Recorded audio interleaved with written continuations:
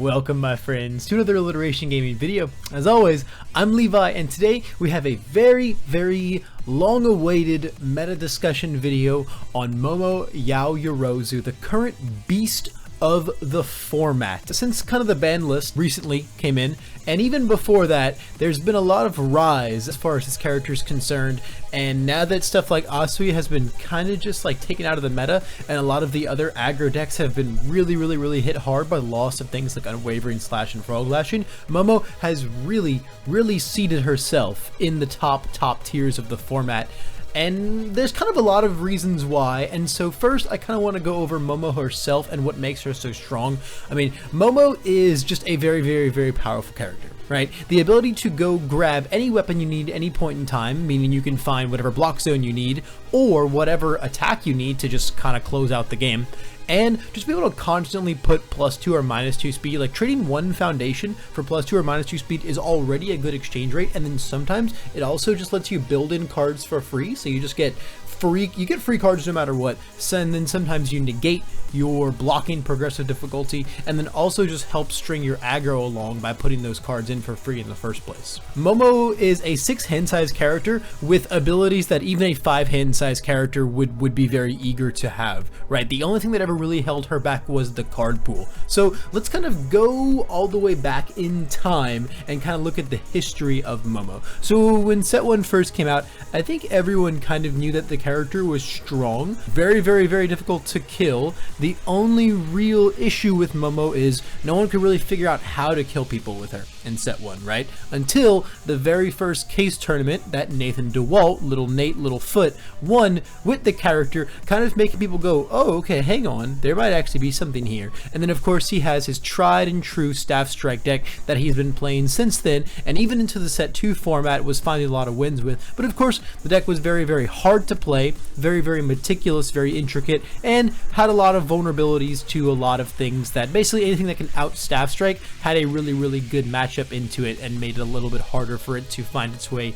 into the meta. That is until the rise of the life symbol really came into fruition. So if you remember, when set 2 kind of first started out, people were really high on the generic good stuff life decks with Toga as the main character at the fray, just being a very good generic 7 hand size character that cycled cards and did burn damage, until we realized, especially with the release of DLC 2, that slapping Momo on top of those decks created an actual powerhouse of defense and offense that was really hard to deal with. That is exactly what Kevin Broberg did in the Orlando Regional License Exam. He Swiss champed the event and then came out in either top 4 or top 8 in the totality of things. And so that's kind of the brief overview of what Momo actually does and the history of how she's come from her place way down there as everyone's favorite C tier character all the way to the current top dog of the format. So now I kind of want to go over a few individual segments of what cards she has within her card pool and her deck that really work together to push her over the top. And so the first topic I want to go over is Momo's speed mastery. 2 cards are the primary players here: Rescue Completed and Release. Rescue Completed, allowing Momo to trade any foundation for -4 speed, is ridiculously strong, and then Release, just giving you a second Momo enhance essentially on every single attack, is really crazy. These cards allow Momo, who on the life symbol accrues resources way past the level of any other symbol in play at the moment, and just gets to trade them all for an immense level of survivability that is just really hard to overcome. It's kind of like having basically these cards being strong in every life deck, but just being supplementary to the defense Momo already has on her face, is what she really brought to those life decks over Toga. Toga needed to find these cards and others to ensure that she had all the speed reduction and all of the perfect blocks with things like Wall Cling and Faith Shield. But Momo on her face has Release, and then can also play Release, and then isn't as reliant on Wall Cling and Faith Shield for perfect blocks, because she can go and find any weapon card from her discard pile to find the right block at any point in time. The next thing I want to go over is Momo's hand control. Momo's draw power is ridiculous. Between Passing the Torch and Excited for Blood, Momo is not a 6 hand size character in the slightest. She's already really like a 7 hand size character with her second ability, but these 2 cards just really push her over the edge, and the more of these she finds, the easier it is for her to reach such a critical mass point that it's really difficult for you to find any leeway into her, because she just has all the cards. And as long as Momo has all the cards, she's trading them between her face and things like release to make sure she can block everything in the world, and it becomes so hard to ever actually find a window of damage against her. Next, I want to highlight a lot of the defensive utility that Momo has within her kit. And those are her survival tactics. Now, I'm highlighting Study Group Leader and Faith Shield here, but you could also talk about things like Someone with Style and Wall Clean, because those give her a lot of tricks as well. But really, I think these 2 are the biggest offenders at the moment. Faith Shield, letting her interrupt your combos as you're like desperately trying to aggress against her and make really big plays happen. Just being told no on those, as well as not being able to get like any kind of chip throw damage against her, or even have any chance whatsoever of catching her with the wrong block zone. Faith Shield just gives her a lot of extra protection. And then Study Group Leader is essentially an amphibious for Momo. Like, she's pretty much always able to use it between things like Rescue Completed and Cannon Blast to beat 2 foundations every turn. And then if she doesn't have the Faith Shield to stop your combos or just your plays in general, Study Group Leader can also remove the keywords on your rival's attacks for just even more defensive shenanigans. Then the last insane aspect I want to talk about Momo's kit and her deck as a whole is that amidst all of this crazy powerful defensive resource potential, she also just sometimes kills you. Momo has a really crazy attack lineup now. Like, again, in set 1, we just, besides like crazy Christmas Land Staff Strike turns, it was really hard to figure out how to close games out with this character. Then the first DLC came out with Tongue Whip, and then the second DLC came out with Cannon Blast, and now Life just has so much potency inside its attack lineup that even a character like Momo can easily clap you back, especially with things like Quick Creation, just being able to put more damage on her attacks, as well as a really insane deadlock threat if you don't have the cards to deal with it. It's just crazy. And again, she also has attacks like Back Alley Haymaker that just, no matter what happens, increase your resources and set up for Tongue Whips and Cannon Blasts to actually just put all of the big damage on you.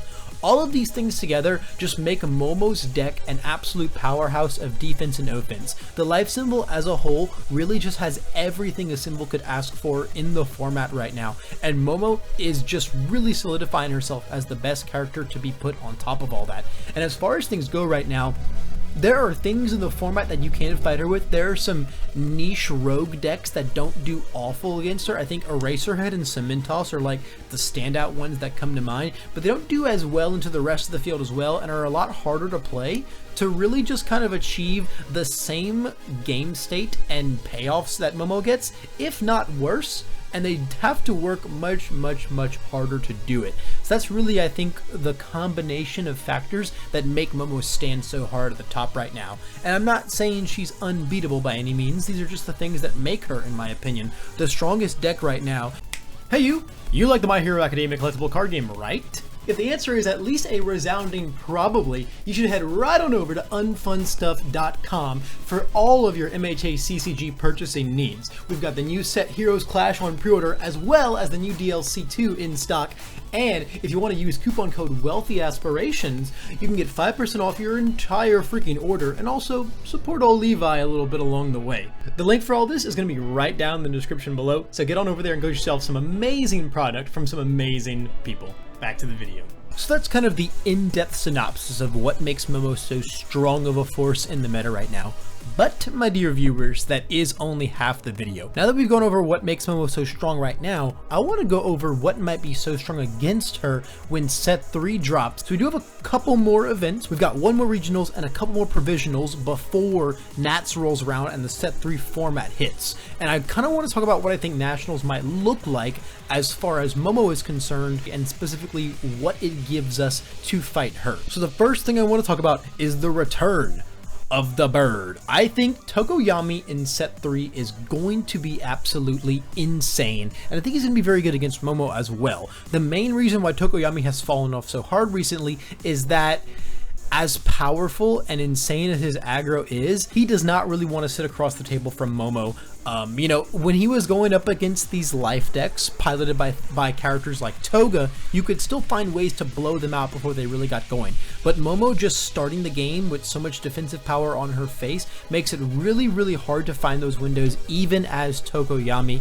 You have to draw so unbelievably hot, and I think the fact that Tim Keefe is not playing Tokoyami right now because of Momo should probably say it all. However, I think we live in a very different world in set 3. I think Tokoyami gets some really insane tools in set 3. The big players here, of course, being things like Twisting Azure Inferno and Flamethrower, being some attacks that just completely recontextualize his aggression and make it even crazier than before. He gets a lot more on the fire symbol as a whole, especially with some things in the Endeavor starter deck. His foundation base becomes a lot more consistent, but overall, I think this character just gets way stronger and way more blowout potential. And I think that even against a character like her, with his card pool in set 3, he is going to be able to find those big gas blowout turns to either take her down before she gets to set up, or just continuously keeps her so behind in resources to stay alive that it's hard for her to ever find a way back from winning the game.